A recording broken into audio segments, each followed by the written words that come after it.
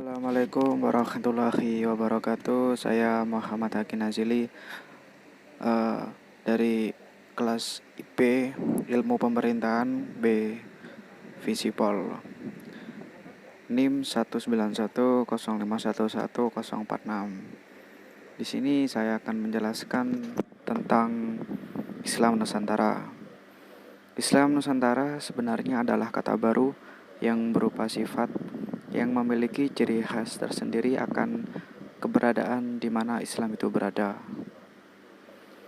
Kata Islam Nusantara bisa menjadi dua versi. Yang pertama, Islam di Nusantara atau corak Islam di Nusantara. Jauh sebelum negara kita masih belum bernama Indonesia, pada saat itu masih bernama Nusantara. Proses masuknya Islam sendiri di Nusantara terdapat 4 teori.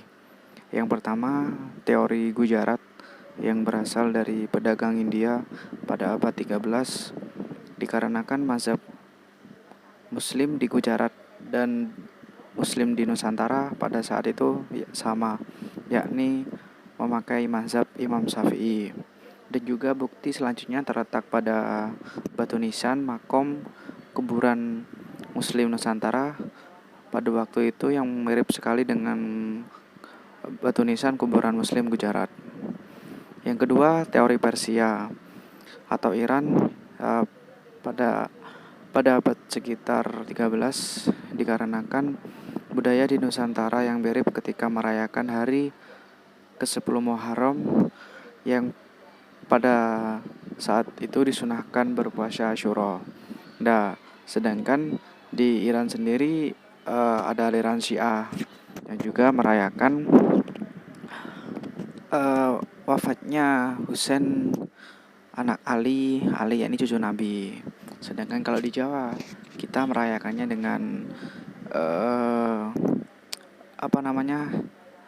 kayak bagi-bagi jajan itu kan di musola seperti jenang itu.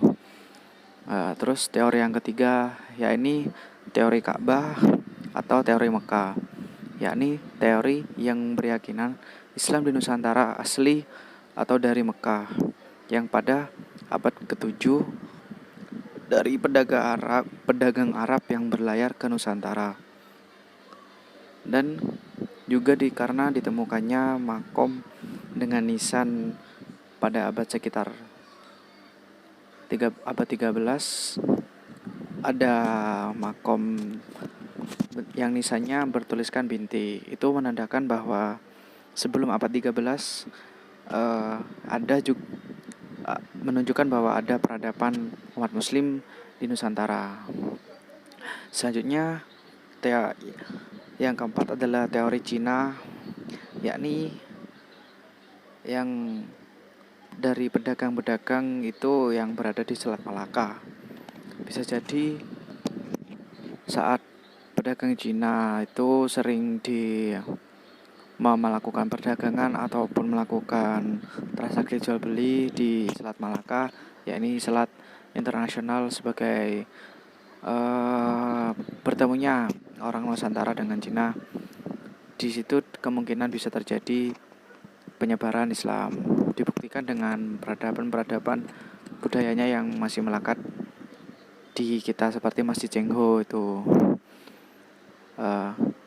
Berarti di sini dapat disimpulkan Islam masuk di Nusantara berawal dari pesisir atau pinggiran, yakni daerah pelabuhan atau pesisir yang notabene itu banyak orang luar berdatangan untuk berdagang.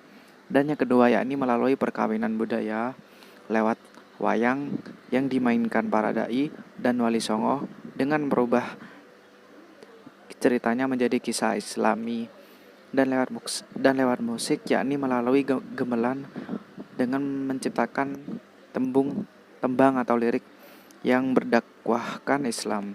Salah satunya yang terkenal yakni lagu Lir-Ilir yang dipopulerkan oleh Sunan Kalijaga. Dan menyebarnya Islam ini juga dari perkawinan silang antara pedagang muslim dengan penduduk Nusantara.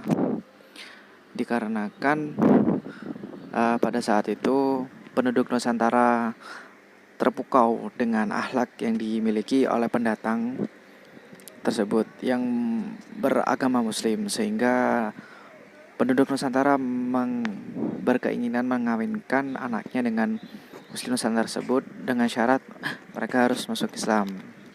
Jadi penyebaran Islam sendiri juga bisa melalui perkawinan silang antar pedagang Muslim dengan penduduk Nusantara.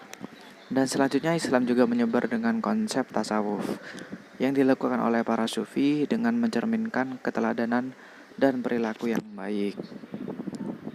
Perkembangan masuknya Islam di Nusantara yakni dengan cara usriyah atau jalan damai yang sifatnya pelan tapi pasti dari pesisir hingga di tengah, yang pada saat itu ditandai dengan munculnya kerajaan Islam pertama, yakni kerajaan Samudra Pasai dan kerajaan Demak.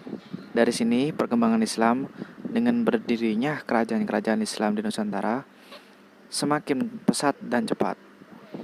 Nah, corak Islam Nusantara bercorak beragam atau unik yang berbeda pada setiap daerahnya dikarenakan perbedaan budaya pada setiap daerah. Salah satu contohnya seperti di Jawa. Ketika masjid di Jawa ketika mau azan rata-rata kan mesti berbunyi beduk.